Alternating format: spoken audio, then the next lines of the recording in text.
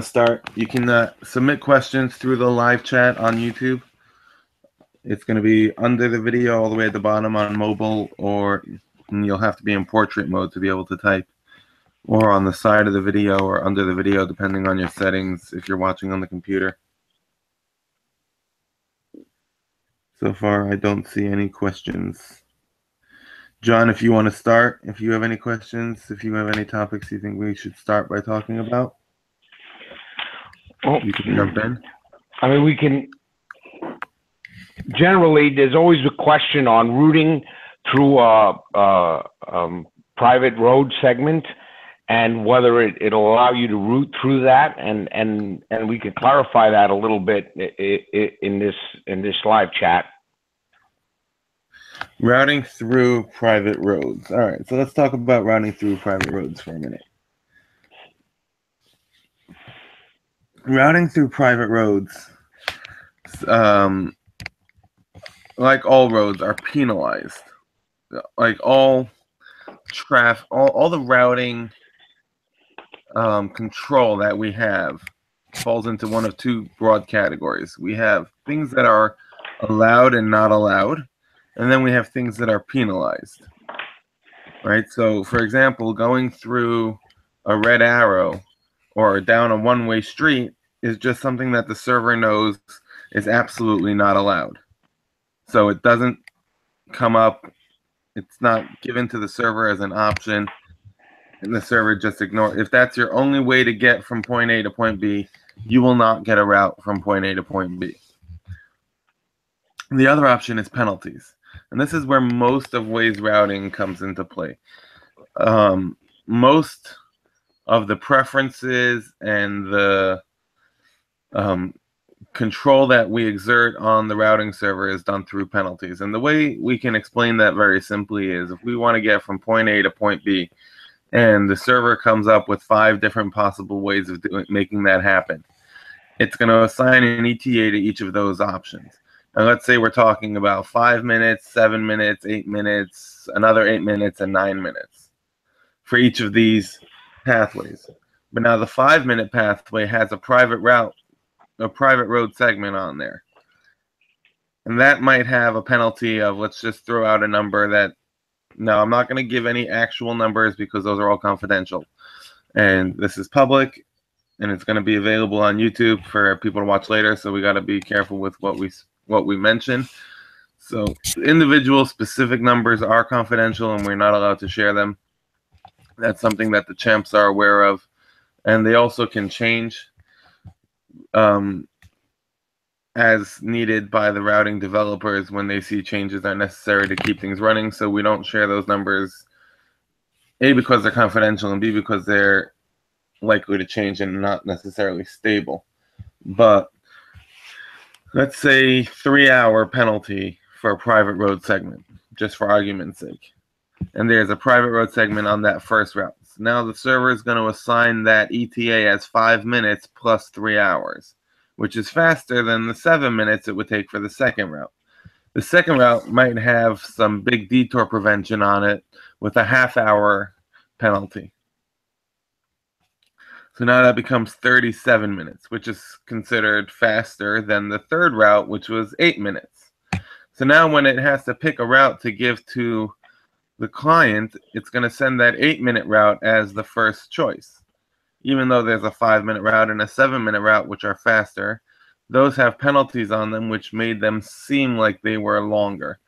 And that is how Waze routing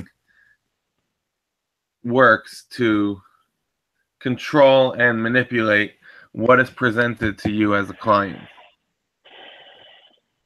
Now, there's penalties for private road segments, but the penalty is not applied when you go onto the segment. The penalty is applied when you go off of the segment after you were already, after you went onto it. So if your destination is on that private road segment, there's no penalty involved because you never got off the segment, you just went onto it. If you're on the segment when you start your route, just for argument's sake, there's no penalty applied because there's no way to get off of it without going off of, to get to your destination without getting off the private road. So the point is mute. And as long as, it becomes the same penalty no matter which route you take, so it just becomes mutually excluded and doesn't apply. Now, there are some cases where people might see a route that goes through a private road segment. Why might that happen? So there's a couple of things that can come into play.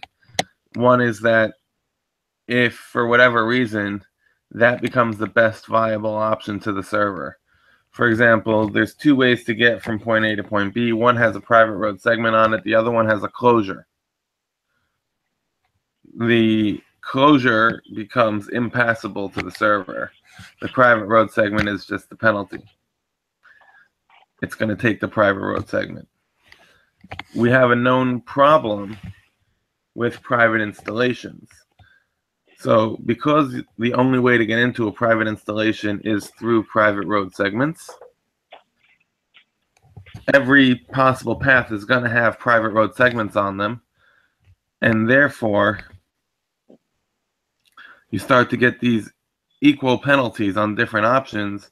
And then if you have another private road segment further back on the way to the private installation, it can sometimes be dealt with similarly to another gate to the private installation, meaning the server will try to recognize these gates to private installations and then choose the best one. And it becomes possible for the server to mistake another private road on the way to your private installation as another gate and say, all right, I think we should take this gate because it's on a faster road, on a faster pathway to get to our destination.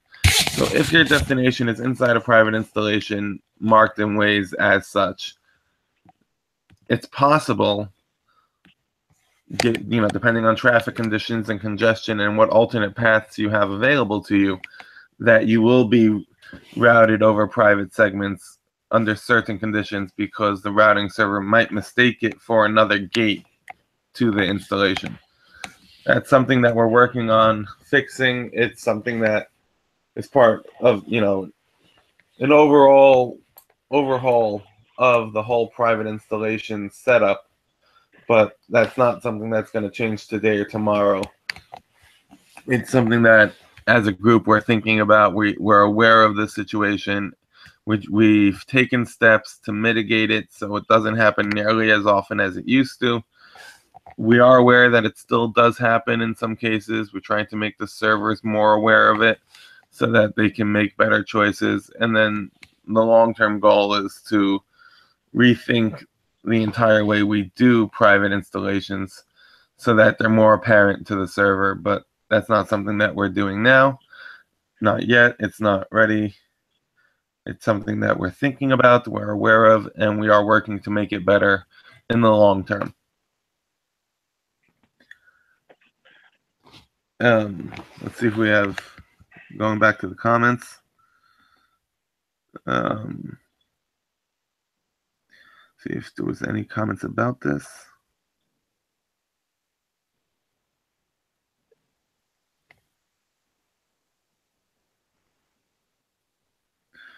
Okay, so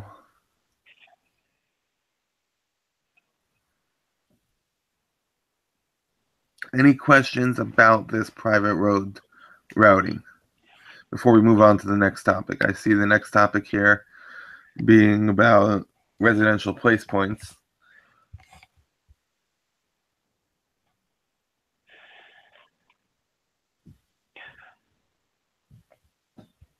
See a couple of people asking about residential place points and house numbers.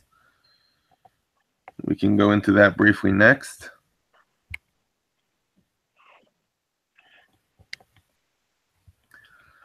I don't see anything else coming in right now. Remember, you can comment on the stream live via YouTube on the mobile app or on your phone or on your computer. It's going to be either below the video, it might be all the way at the bottom on your phone, or below or on the right side of the video, depending on your setup on the computer. Very quickly, the last question I just saw come in about testing routing without a tile update. You cannot test routing without a tile update, except in very there's one exception to that rule, but technically speaking, all the segments that are used for routing, all the pathways that are used for routing, are used based off of the live tiles, whatever is live right now. The routing engine does not see what's in WME. It doesn't see the editor. So until the tile update happens, that's when the new segment pathways and tiles are passed into the routing engine, and the routing engine starts to use them. That is basically what a tile update is. It's taking the information, taking a snapshot of the map as it is right now. Currently, this happens at about 2 p.m. Eastern time. It's 6 p.m. UTC time. And it takes that snapshot and gives it to the routing engine and says, here, use this now for all your calculations.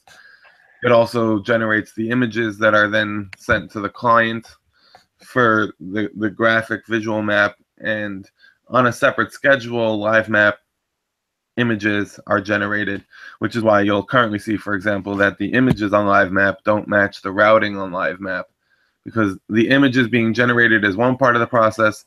Passing those tiles to the routing engine to be used as pathways for routing calculations is a separate part of the process, and you can't see any effects on routing from changes you make in the editor, with the exception of closures, which are not handled directly by the routing.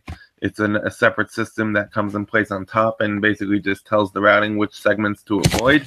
Those are live, as we know. They take about a minute or two to propagate, sometimes up to 5 minutes to pass through the server sync and all that. The other exception is with places and stop points of places. Those go live immediately as well, as you might know. So when you update the position of a residential place point and then search for that address again, you will get, within a couple of minutes, routing to the new destination point. Now, the search index of places doesn't happen quite about the same time. That gets updated along the same lines of when tile updates happen. And you can read more about all of this on the tile updates page on Wazeopedia. We can drop the link to that in the description to the video. But you won't be able to necessarily search by name for a brand new place. But if you were able to find it, let's say it was a parking lot and you did a search for nearby parking, or it was a gas station and you did a search for nearby gas, or a supermarket and you searched for nearby grocery stores, you would then be able to route to those brand new places, even though you didn't have a tile update, because places go live immediately and closures go live immediately. Otherwise, you can't test any routing without waiting for a tile update.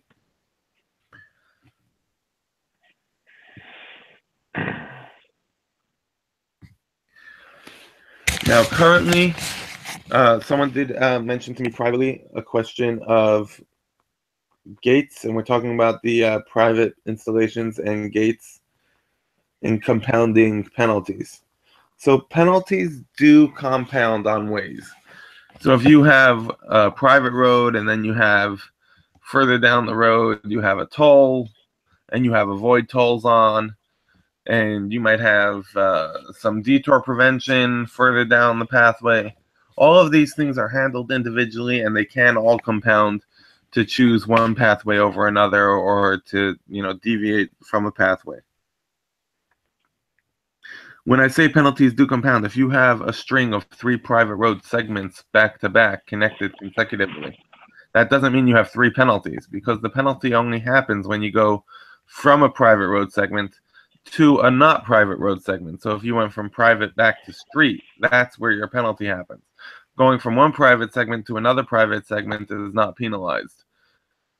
That's why if you look at the way we have it set up on the Wazeopedia to create these gates for private installations, when we want to make one gate be more heavily penalized than the other, say a maintenance entry or a service entrance, we'll put a private segment and then a street segment and then another private segment. This way we get the penalty from private to street to private back to street, and that gives us the double penalty to make that gate be less preferred than the main entrance or the main entrances that we would like to be used.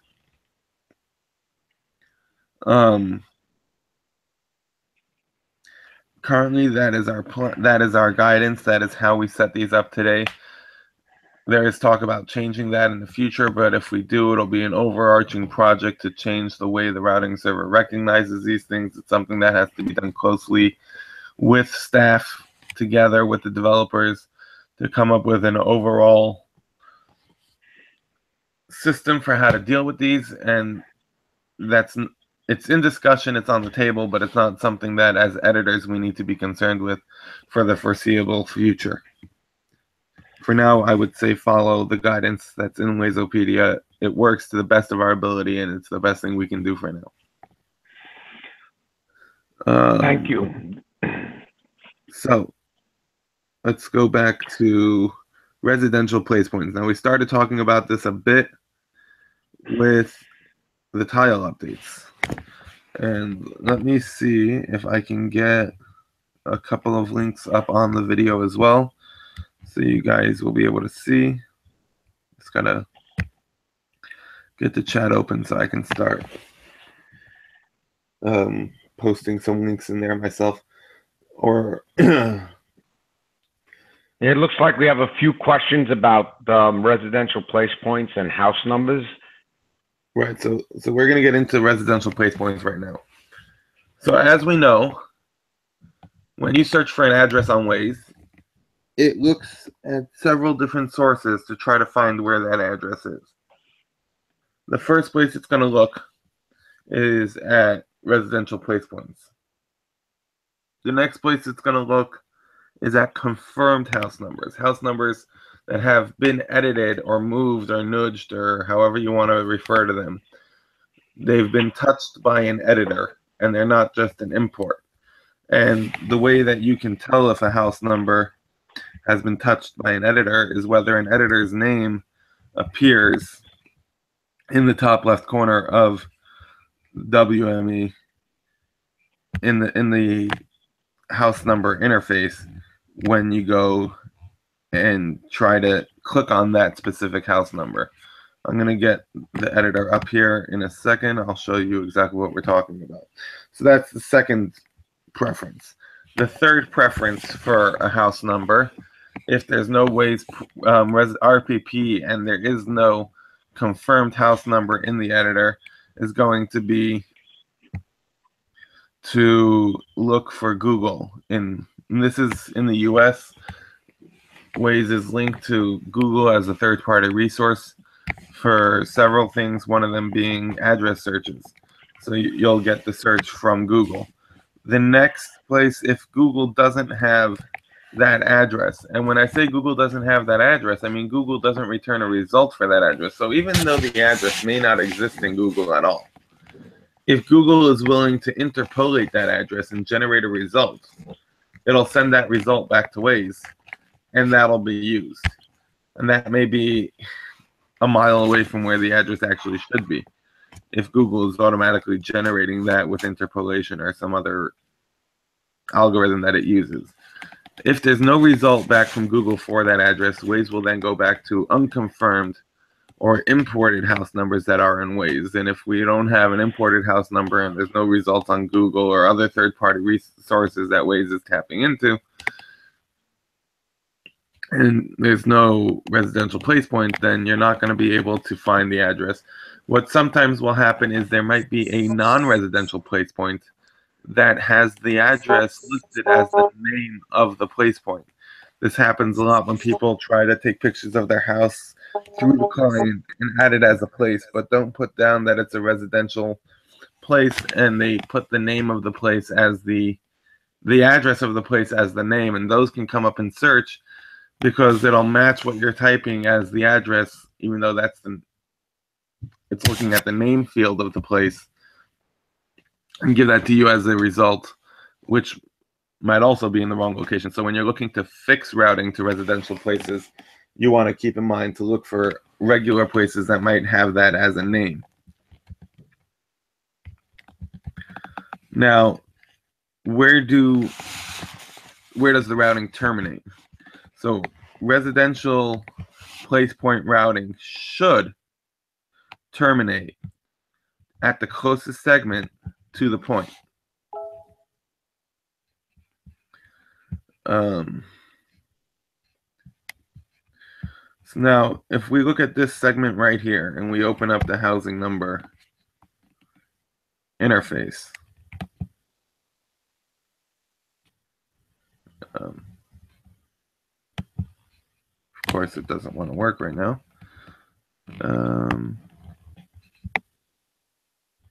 Let's go here.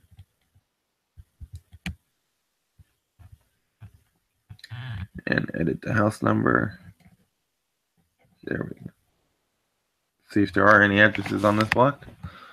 So we can, there we go. Let's zoom in a little bit.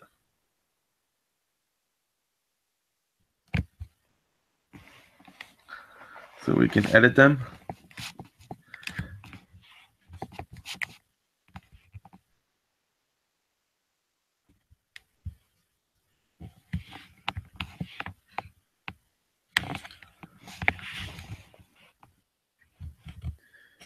So now, as I was saying, a residential place point should route to the closest segment to where that place point is. Now, that doesn't always happen that way. Recently, we started to have some problems with that. It used to always work that way. Any residential place point would route to the segment closest to the place point. Any house number would route to the point on the segment where the house number was anchored. Now, both of them would show you the destination flag at the point where the house number or the RPP was on the map. That would be the destination flag. However, the actual routing would terminate for an RPP at the point that's closest to it on a set drivable segment, which would be, let's say, over here for this address of 6368. But at the point on the segment where the house number is anchored, if it was a house number. Now, a couple of months ago, there was a change in the system that affected that and started treating certain residential place points as house numbers and routing to the segment that was closest to them, and others as started treating certain residential place points as house numbers and routing them to the segment that they were named for. So, for example, to this address of 6368, if that were to be a residential place point, even though it's closer to Penelope Avenue right here, it might end up routing to 79th Street if it was named as 6368 79th Street. And that was a change that happened a couple of months ago. It affected certain house numbers. It affected certain residential place points. It mattered how close they actually were to the segment that had a matching name. If it was not nearby that segment, then it would route properly to the closest segment. But it's a bug. It's not supposed to be that way. It is being actively fixed, and residential place points are supposed to route to the closest drivable segment. If it doesn't, it's not working properly, and it needs to be dealt with. We're still waiting to hear back confirmation that the fix has been fully implemented in production routing for everybody, for all types of places. We haven't gotten that confirmation yet. I do know that they're working on it and that some residential routing has improved. And we're waiting to find out for sure that it's officially fixed. And then once that happens, any issues that we see with it routing improperly, we can report to the developers to update.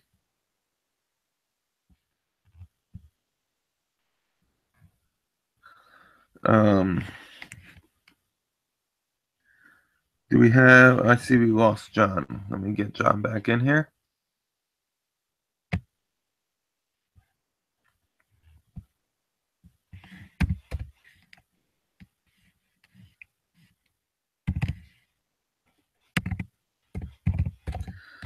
Stand by a second.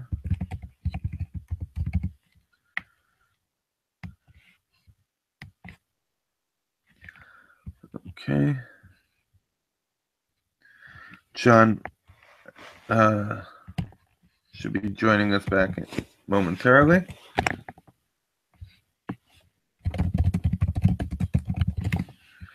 And let's see why this is not loading.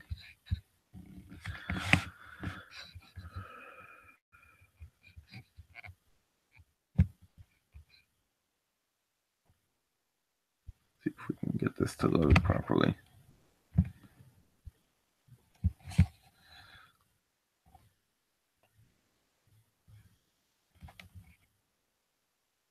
There we go. All right, so this house number here, 6368, is anchored to 79th Street here. When you route to this house number, it'll show a flag right here on your client, but it will end your routing over here at the anchor or the stop point.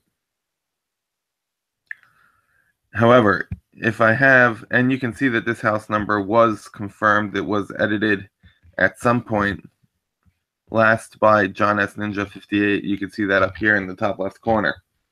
If you don't see a name here, then it's an unconfirmed house number. It's an imported house number, and it's not going to be necessarily used by our routing. So the easy fix for that is to just grab it and move it the slightest bit. And now you have edited it. You'll save your edit. And after you save your edit, that'll be a confirmed house number. And it should start working sometime after the next 1 or 2 tile updates. And again, you can see more information about that on the house numbers page in Wazopedia and on the map tiles page on Wazopedia.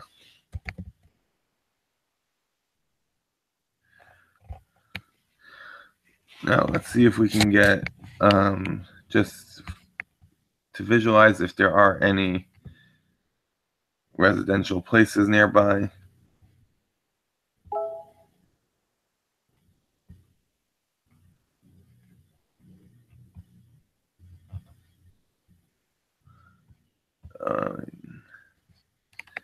Not seeing any right here. Let's zoom out a little bit.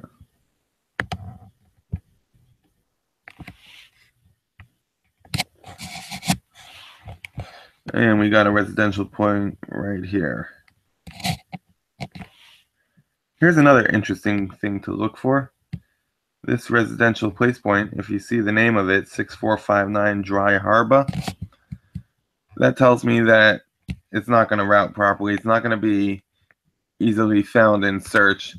And that means somebody entered the wrong address when they submitted this place from the client. That's something you want to look for. And it has the house number set as 6459 Dry Harbor. I'm assuming that is supposed to be Dry Harbor Road, but it's pinned to 64th Road. So if we wanted to fix this, we'd have to, change the street here to be Dry Harbor Road, and then fix the address to be 64-59.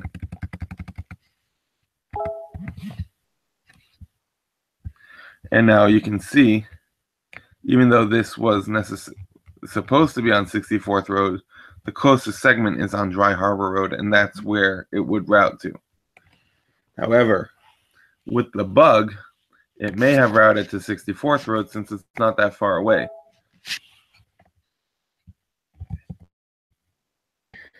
You see we have some comments coming in. So let's move on to the next question over here. KT, in terms of Waze routing, how long into your drive does it start to consider and weigh historical data compared to current real-time data?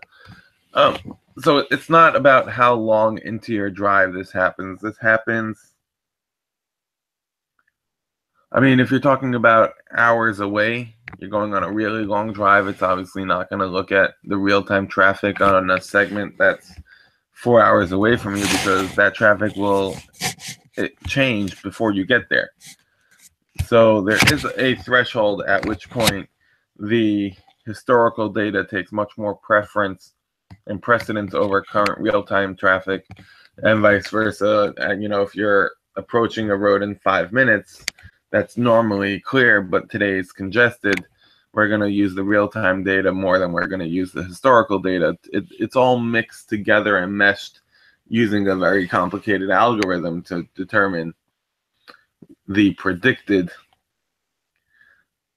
speeds for your route.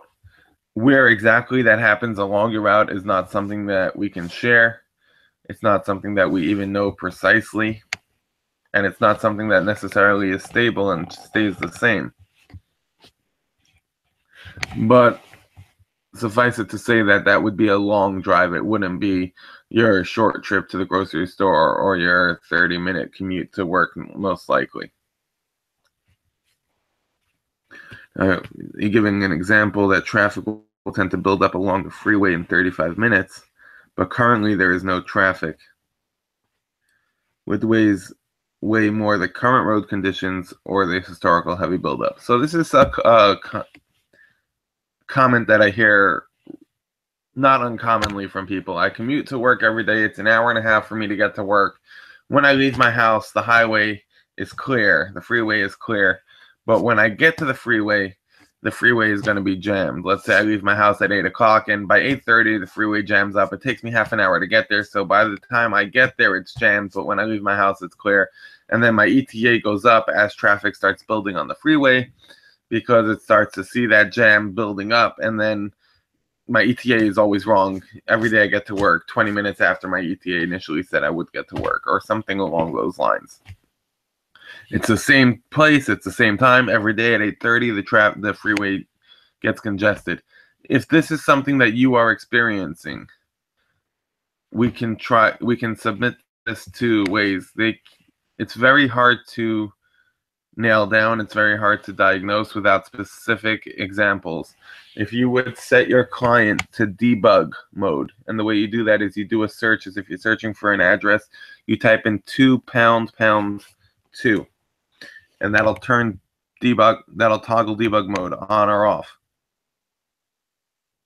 And then with that, and you can leave it in debug mode. I have my client in debug mode perpetually. And then when you start a route and you get an ETA, and later on throughout that route, you get into this traffic and you see your ETA going up, and this is a chronic location where this happens frequently. At the end of your drive or during your drive, when you see your ETA going up, go to the report menu. There'll be a new button there to send logs. You send your debug logs in, and then let me know. I'm going to need your username, the time you started the trip, the time you ended the trip, and give or take when the traffic buildup happens.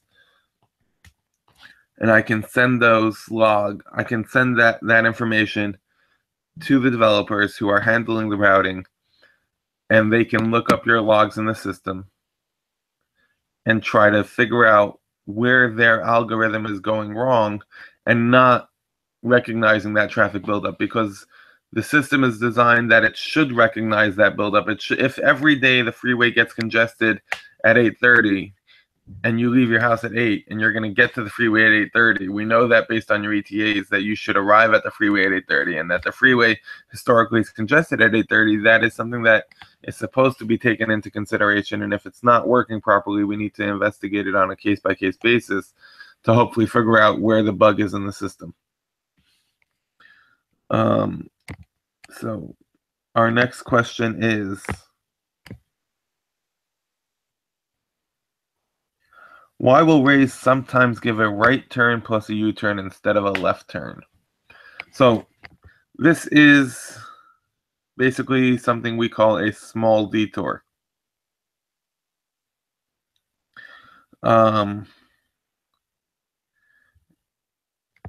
You can look this up on the detour prevention page. It talks a bit about it. it's a penalized route, a penalized detour, which means that, let's just say for argument's sake, when Waze recognizes that it's doing this and it realizes that it's giving you a right turn and a U-turn instead of a left turn, it will add a penalty. For argument's sake, let's say that's 5 minutes.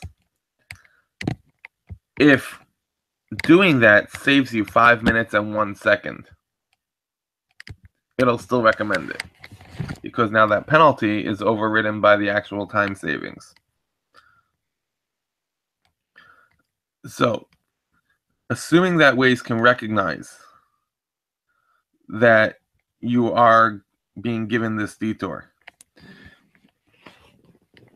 it will look at your ETA, how much time it feels that this detour will save you based on the historical and the real-time traffic data for that intersection and for those segments, and compare that with the penalty that gets applied. And if the penalty applied is not more than the time that you're being saved, it will give you that route regardless. Now, that being said, a lot of times this happens because Waze doesn't have accurate ETAs. And why might Waze not have accurate ETAs? This goes down to the turn delay discussion. If you want to read more about turn delays, that is in the wiki as well. You can search for turn delay, and that's basically how Waze figures out how long it takes to make each turn at the end of a segment. So if I wanted to make a left turn, it's going to take me about 30 seconds. If I go straight, it's 5 seconds. If I go make the right turn, it's 3 seconds. And it does this on a segment-to-segment basis. Turn delays are only calculated across a single segment. So when you have divided roads, where it's one way in each direction, and there's that little median segment, and I want to make a left turn, I now have to make a left from the road I'm on onto the median, and then go straight from that median across the street. We now have 2 turn delays involved.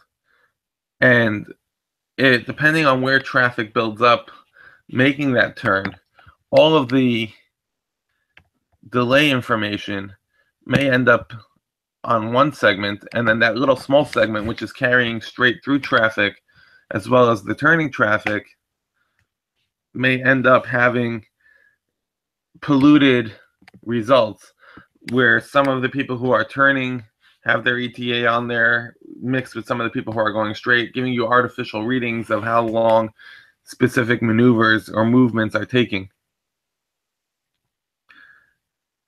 And that will cause the routing system to think that certain turns are longer or faster than they really are in real life. And in these situations, we sometimes need to use the junction box to cover the entire intersection, which then allows Waze to treat the whole intersection as a single junction per se and use that for ETA calculations. The initial rollout of junction boxes was specifically to provide better ETAs in these types of intersections. The second phase of junction boxes was to give us individual routing control to block certain pathways through the junction box.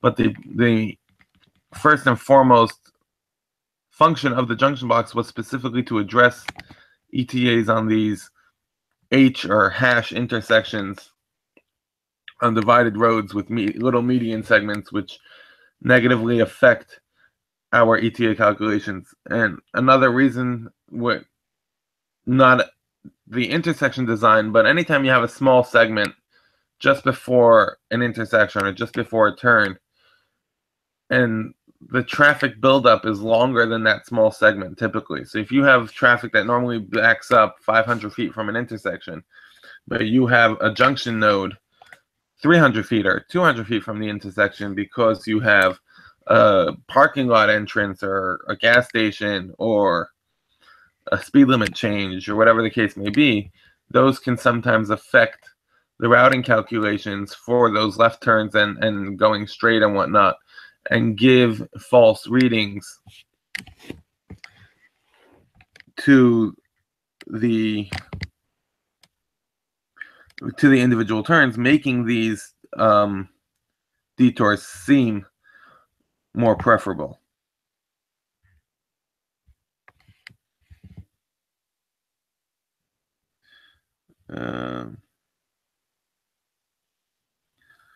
So I'm just scanning through the comments quickly to see if anybody is writing anything specifically related to what we're talking about as we're talking about it. If not, we're going to move on to the next question.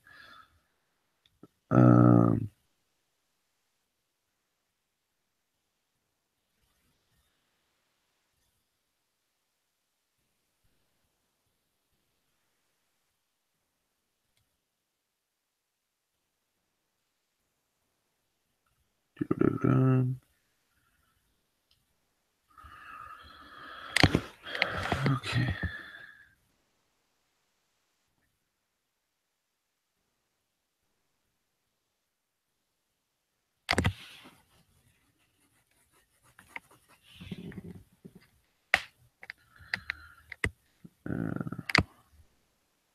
Okay, so I don't see.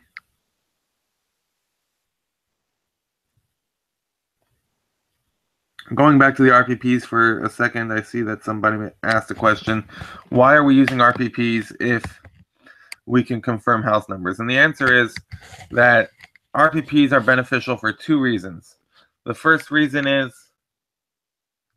clients like putting pictures of their houses on Waze, and we'd rather those pictures be assigned to residential places and not as public places, so that they don't pollute our search results and so that they don't clutter our map. They can be filtered off the map and hidden if we're not dealing with them.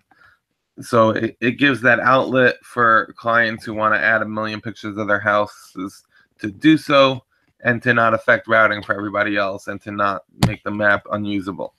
The routing reason for using residential place points is that a residential place point can be routed to a different block than where the house number would route to. So if we look right here, let me, you guys are still seeing my map here, so let me pull this up and see if I can get it to work. It's going a little bit slow, I apologize. But if we look at the address here of 6372 on 76th Street,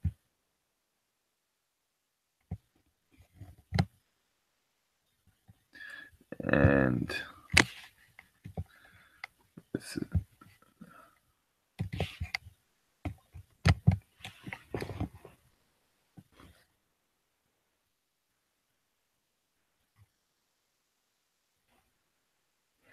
and I'm also gonna put links into the description of the video when we're done for the various wiki pages that I'm talking about. We can't put links into the live chat, but I can add them later on to the video description. So I will put links in just a bit when we're done, so you don't have to worry about refreshing the video now to see them. But when we're done, I'll add some links to various wiki pages about different things that we spoke about today. So if I look at this address of 6372, and I'm using a script called closest segment to see that this place is closest to Penelope Ave.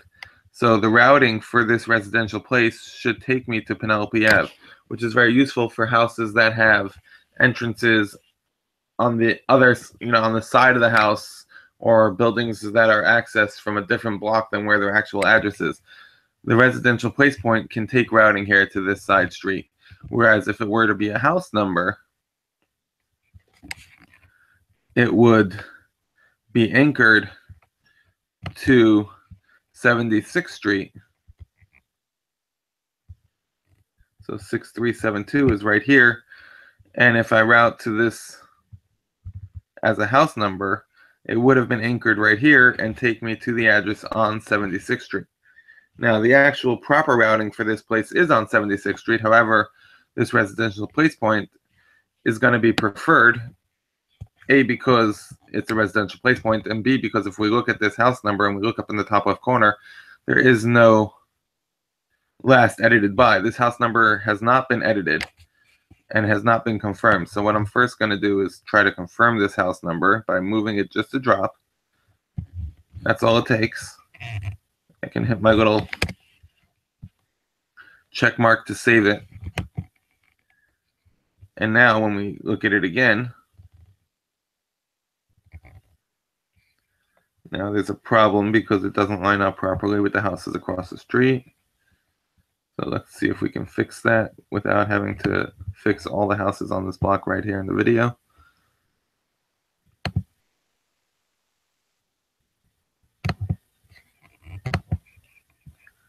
Let's see where 637 is. Now, sometimes you're going to have to go ahead and adjust a bunch of different house numbers so that they end up all being in sequence.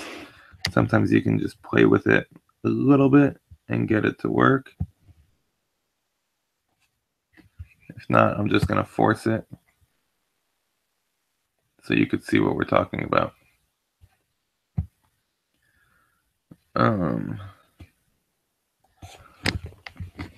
But you'll see here up in the corner, 6372.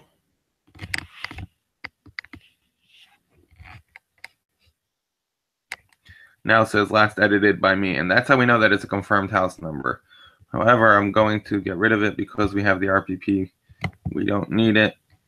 So I'm actually just going to delete it right now. So it doesn't affect all the other house numbers here for another editor. Now, it's one thing to remember with forcing house numbers is that they are locked to rank 3 and above. So if you force the house number, and that now means that editing other house numbers in that area are going to require them to be forced. Ideally, you want to go ahead and fix all the house numbers on that block when you're working on it in one shot so it's done and it's taken care of. I don't want to do that now due to time constraints to the video. I don't want to leave it forced because that would then hinder somebody else coming along and trying to fix things in this area. So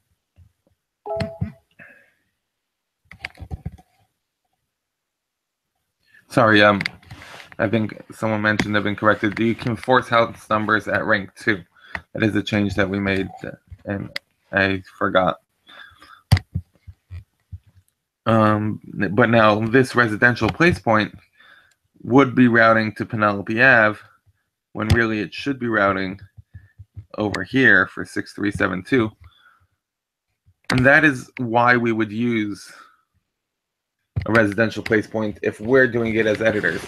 As an editor, I'm not putting pictures up. I'm putting in residential place points specifically because I want the routing to go to a segment that doesn't have the name that would be used by a user when he was typing in the search. So if I was searching for an address on 76th Street and I wanted the routing to end on Penelope Avenue, I would use a residential place point for that, because I can make that point be closer to Penelope Avenue. And just to repeat, we know that it's not working 100% right now. It is in the process of being fixed, and once it is fixed, we'll send the message out that it's been fixed. And if you continue to see issues with it after that point, we would be happy to take those samples up to the developers and have them examine them and correct them.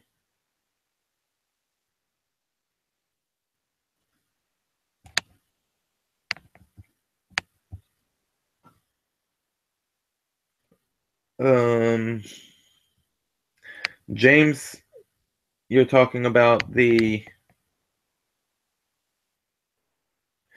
I see James is talking about his problem with the detour. If you want to come online and present that, feel free. I need you to send me your Gmail address so I can add you to the Hangout and you can show us exactly what you're talking about. In the meantime, we'll move on to a new question.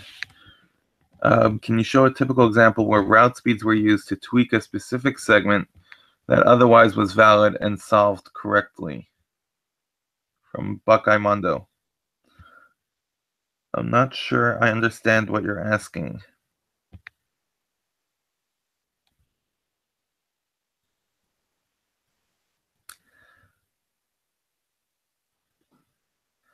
Route speeds doesn't actually we can't tweak anything with route speeds. We can use route speeds to help us understand what the routing server is seeing in terms of ETAs and speeds across certain segments, so that if we see that what we would think would be the best way to go is not being given by the server, we can try to diagnose that by looking at what the server thinks the speed is to take that. And if we know that those speeds are wrong,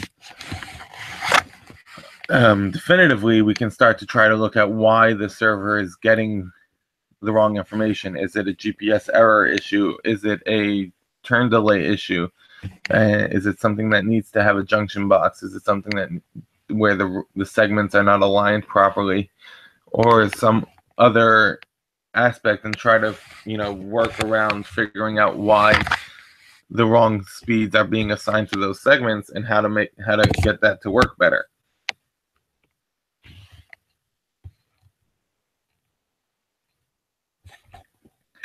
Right lane back up for a turn, left turn back up for a turn, but center lane is at full speed. That's where turn delays comes into play. The way turn delays work is if I'm on this segment right here and I'm going straight, that's a specific turn. Each one of these arrows has an ETA assigned to them. So Waze is aware of how long it takes to go straight, how long it takes to make the left turn, and how long it makes to take the right turn off of this segment. And it takes each of those into consideration. So if I were to turn on my route speeds, and let's say we take a route from here, and we go to here,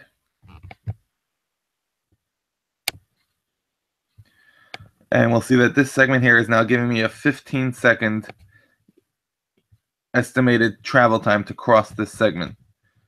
Now, if I change that to go here, this same segment is now saying 17 seconds. So we're saying that it now takes 2 seconds longer to make the left turn versus how long it takes to go straight. And if we look at the right turn, we see a time of 12 seconds. So based on the information we have, it takes less time to make this right turn than it does to go straight or to make the left turn. And we can do that at busier intersections to get a better idea of how this is working. But let's say we go from here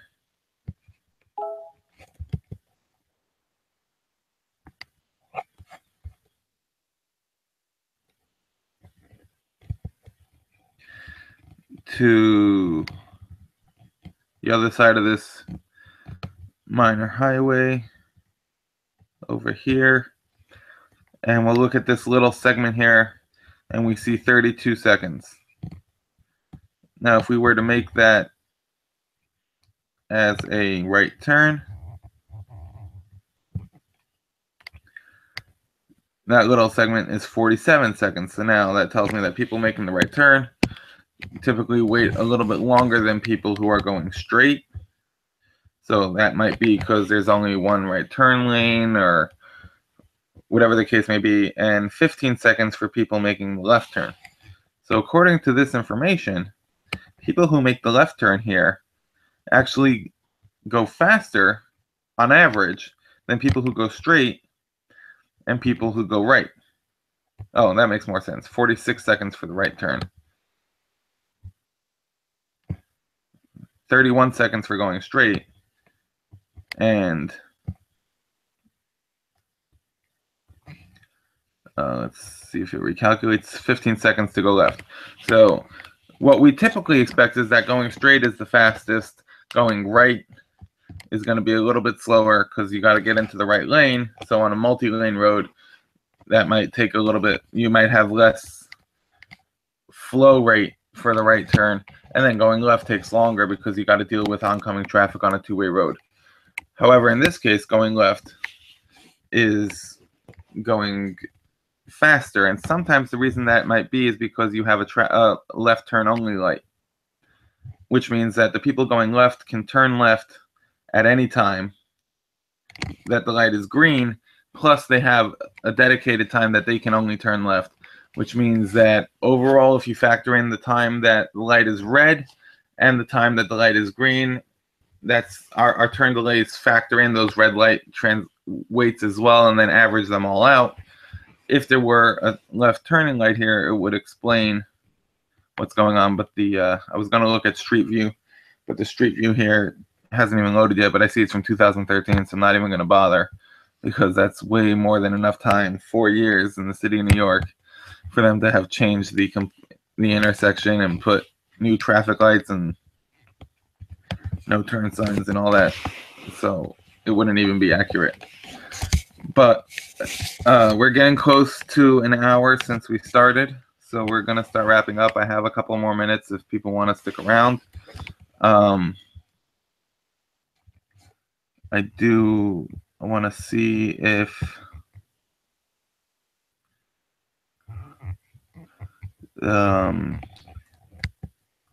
anyone sent me their email address to present what he was talking about with the small detour prevention. I don't see that anyone sent me anything, so we'll move on. Unfortunately, it takes a lot of time to go through these, and we can't get to everybody's questions. We do want to do this again in the future, and hopefully get to more questions as we go along. Let's just see.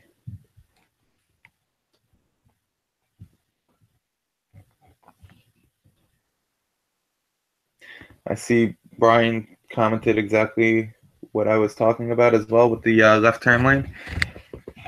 There probably is a left turn lane, and there probably is a left turn only signal. I can't pull it up right now to see, so I couldn't tell you, but that's something that even if you don't see it in the Street View, the City of New York, the Department of Transportation is very happy to implement. They don't like left turns at all, so they either get rid of them or they're trying to protect them and signalize them to prevent collisions and fatalities at intersections. So we're starting to see that a lot more all across the city. Let me see if there's any simple questions here that we can get through quickly.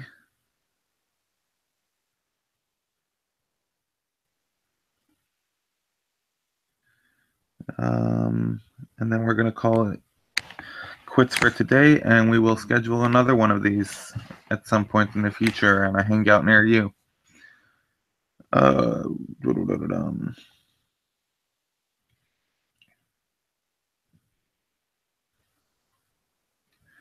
So quickly, I see someone asking about, are we addressing ETAs not being accurate on long routes? And the answer is yes, we would like to address it, but we need specific examples. We need you to send logs when that happens, and we need you to send us a message. You can send me a message with the time that it happened, the time that you started your trip, the time that you noticed the ETA going up, and if this is a chronic thing that happens on a regular basis, with your username that you use in the client to send the reports, and we can send those up to be investigated.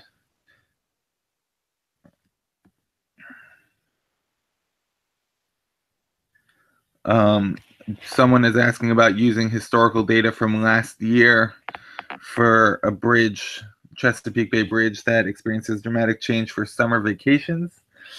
So you're asking if the routing can be aware of the time of year or the season, and I don't think it can be, but it will update itself rather quickly if it is a heavy traffic area. So if it's a bridge that sees a lot of traffic over the summer, it may, in the beginning of the season, still be using some winter historical data, but as the summer starts to wear on, it'll become aware of that increased traffic and adjust relatively quickly, especially if there's significant congestion. And people are using Waze and Google and Android. it'll gather that data and it'll update its historical information and start using that.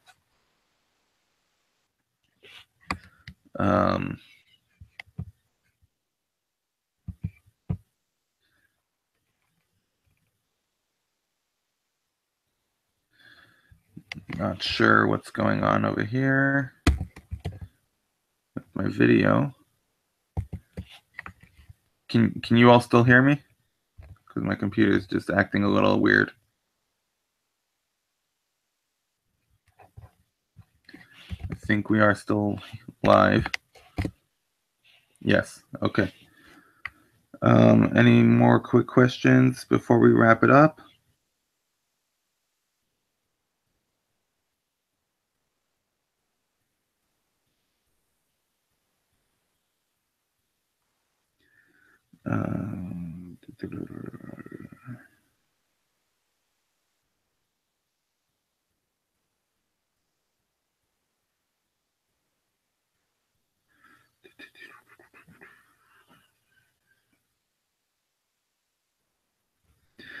Is live map routing based on the same tiles as the app tiles? Yes.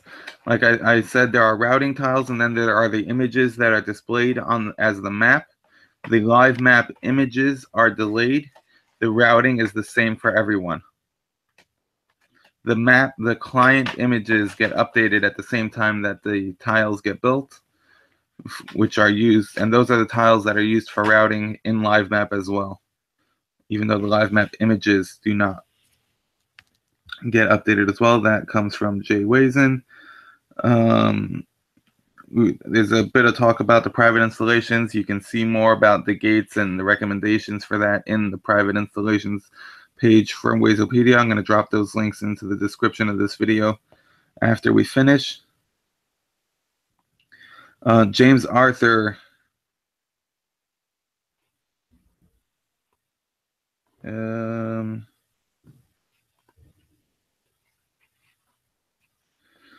That's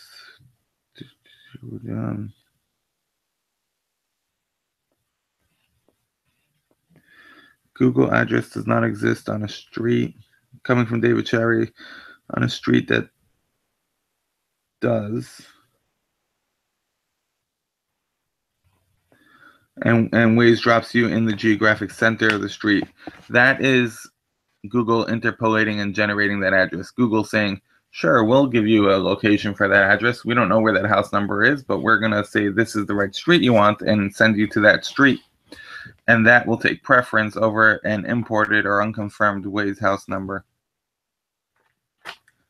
A confirmed Waze house number or residential place point should fix that.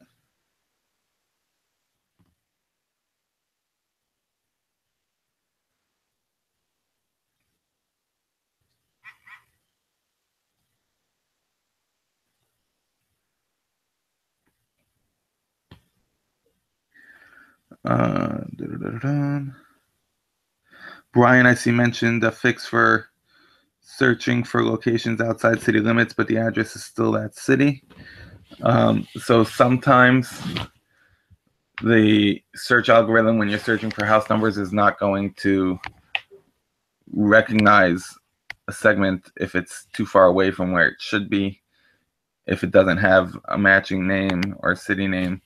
And you may need to use alternate names and alternate city names for segments in order to get the house number search working properly.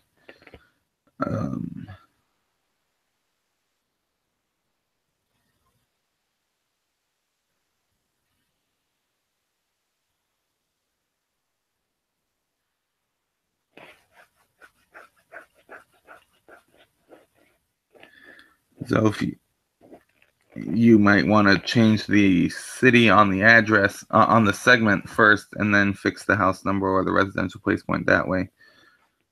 This is all about. There's a lot of talk about residential place points.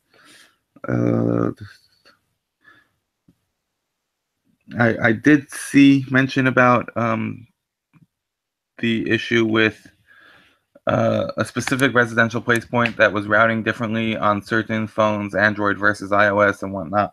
I don't think it's specifically related to Android and iOS. I think it might be a server configuration thing where certain people may have been connecting. We don't all connect to the same routing server every time we connect for a route. There are multiple servers to handle the load, and sometimes you can get a bug in one server that's not in all the servers. It is something that I have not seen before, and we do need to look into further. But I would wait until the residential place points are fully deployed and fixed before getting into that, because it's possible that they were testing a fix on one server and some people were hitting that server while other people were hitting a different server, and that's why routing was working differently for different people at that time.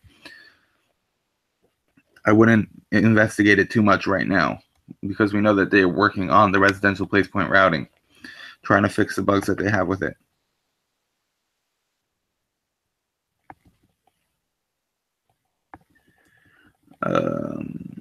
There's some questions about scripts. We can put some links to those scripts into the description as well.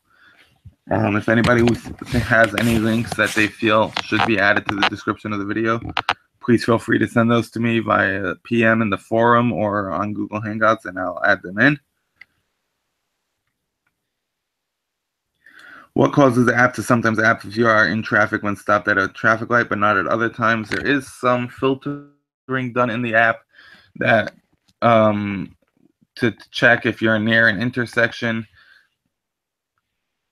not to ask you if you're stuck in traffic, because it recognizes that. So if you have a traffic light that's in the middle of a very long segment and there's no junction there in Waze, it may not recognize that you're at a traffic light, and therefore it'll ask you if you're stuck in traffic.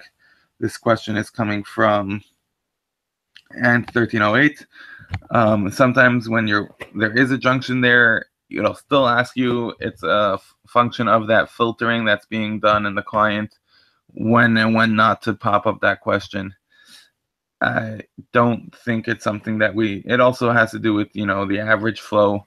So even if you're stopped at a traffic light, but traffic is very, very heavy and people are waiting much longer on average than they usually do, it may still pop up. It's not something that I think we need to work on. It's not a big nuisance or a big problem. It's just a function of how that filtering is implemented.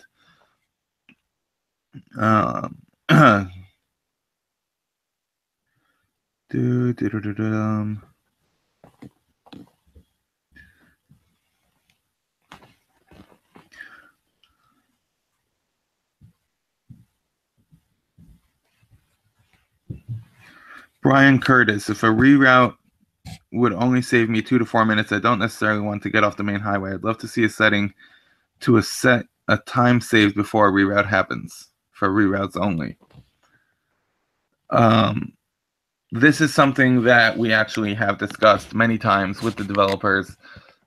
Profiles for driving style. Are you someone who likes to stay on the main highway, and if it's going to save you 15 minutes, you'll get off, but if it's going to save you 5 minutes, you're not going to get off? That time might be different for you, and it might be different for me, and it might also depend on the overall length of your trip. 5-minute savings on a 5-hour trip might not mean a lot to you, but a 5-minute savings on a 10-minute trip might mean a lot more to you. So is it something that needs to be implemented as a value in minutes, or is it something that needs to be implemented as a percentage of your overall ETA?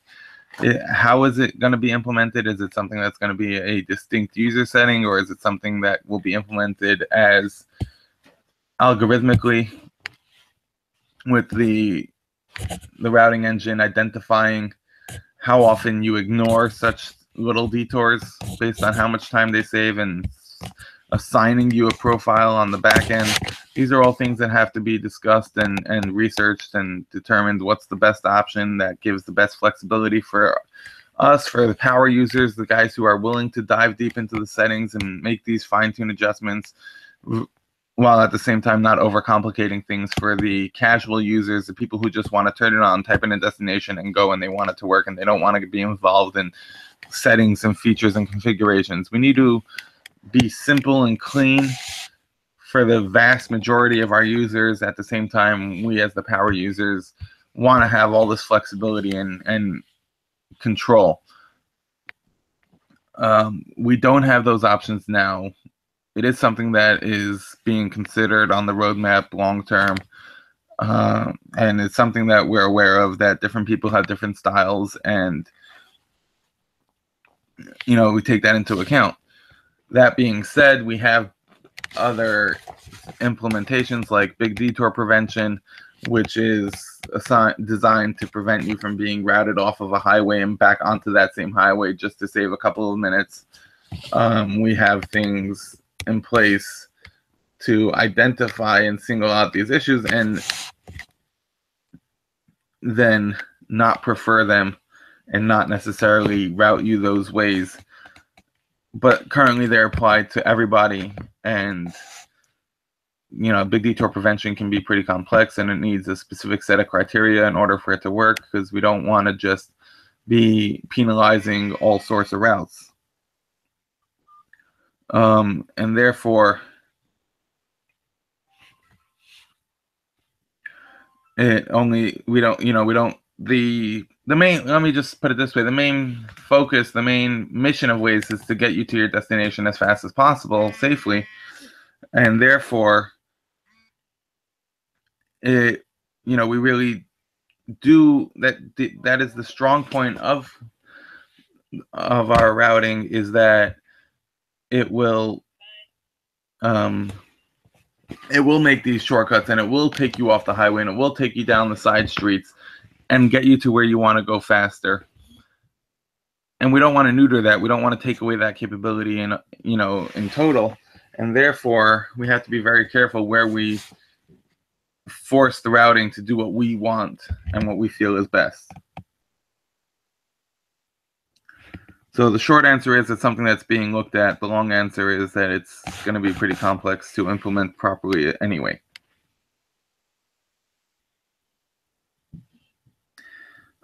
There is some preference, there is some reliability involved, there is some preference involved.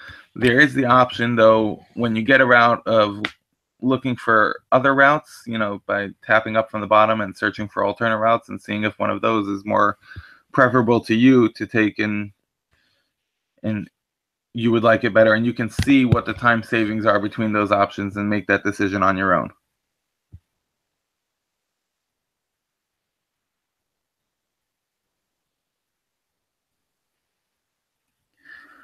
Vicky asked, when do I avoid placing a PLR near an intersection to avoid affecting turn calculation? That has to do, it's something that I do based on how often traffic actually backs up at that intersection beyond the point of where the PLR is going to be connected, and how important that PLR is for overall routing. So if it's, for example, a gas station, I'm going to put it in. If it means that I also have to put in a junction box, I might also put in a junction box. That's rare that I have to do that.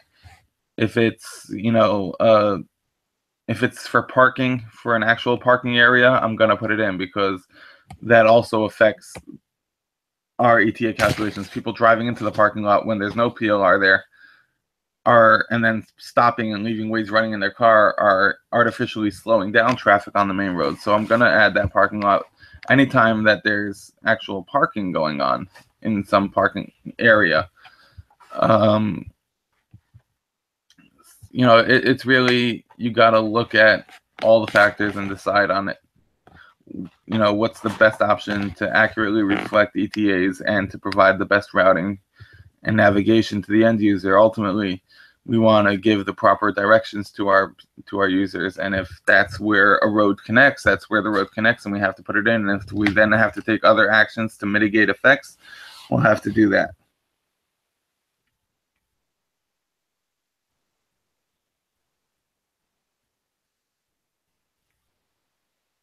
I see someone mentioning that business place addresses are for display only and they are not searchable.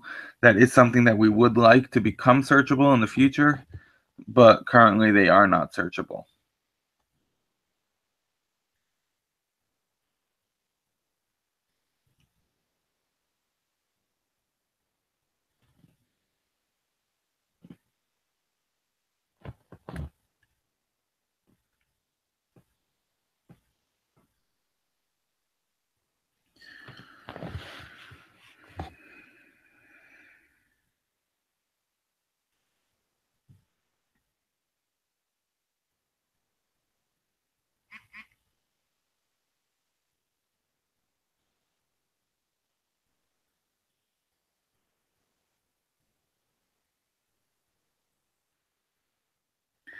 So Michael Cartographer asked, how does the penalty for off-road compare to the penalty for private road, and are they similar? The penalty for off-road is going to be stronger than the penalty for private road, and that is because off-road is designed to be used for roads that are not passable by regular passenger vehicles. Physically not passable. Meaning that if you're in your regular car driving to work, you cannot take that as a shortcut. You can't take it even if that's the only way to get to your destination. It is physically impossible for you to drive down that road. Therefore, it's got a very high penalty so that it should never be routed for users, besides for the most extreme circumstances. Since we don't have a vehicle option for ATV in the client at this point, we don't have a way to designate that we have, or a 4x4 truck. We don't have a way to tell the client, hey, I'm able to take 4x4 off-roads, so give me those routes. Therefore, they are always going to be very highly penalized. Private roads can be driven by a regular car.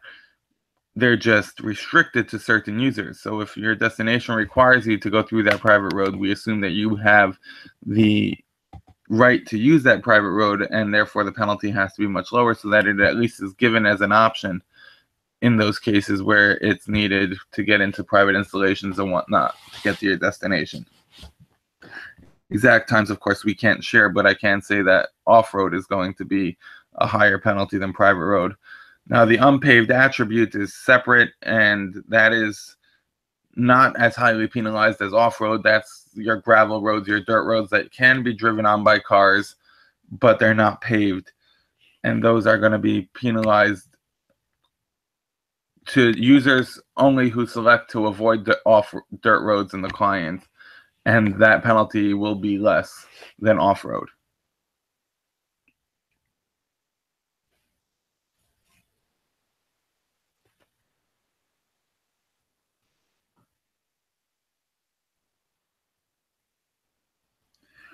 Somebody asks if there's a breakpoint between shortest and fastest. If you have shortest set, it is going by geometric distance along the segments, and it does not take ETAs into effect at all. If you have it set to shortest, it is going to take you down the road with the shortest distance traveled, period, end of story.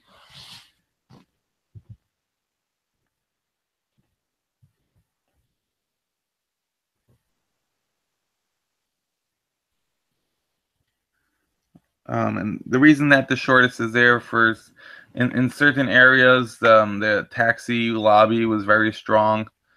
They have legal obligations to take the shortest path sometimes, and they're not allowed to take shortcuts that are faster. So that's why it stuck around. There was a lot of pressure to keep it that way, and it is not affected at all by ETAs.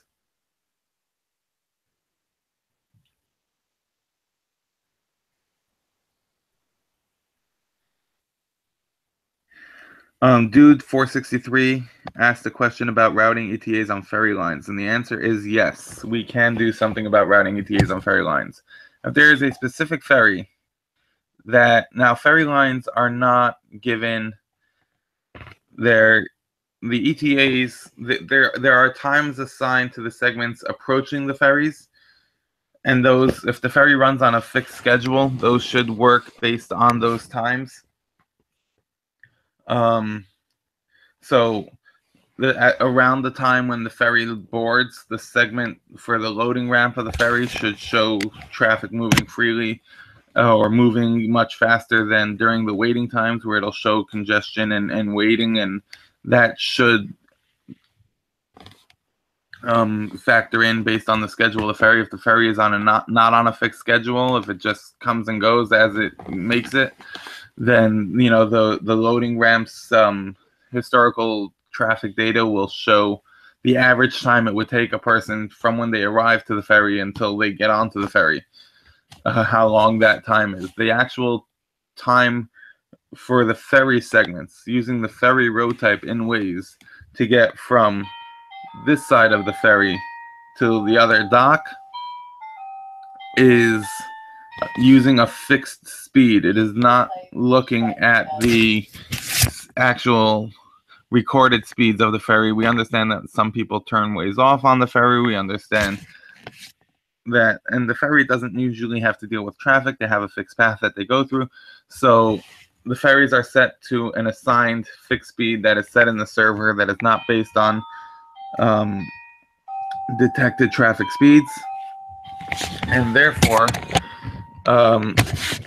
we can change that speed. If there's a specific ferry that we know of that goes at a certain speed, we can assign it that speed. We can assign it that speed, and it'll always use that speed as its speed for calculating the traffic. So if you have a ferry that you want to change the speed, you can let your regional coordinator, let your champ know about it, and we can assign that and set it up. It's been a pleasure. I'd love to do this again. We're going to try to get some other people involved to join us and present on other topics as well as on this topic.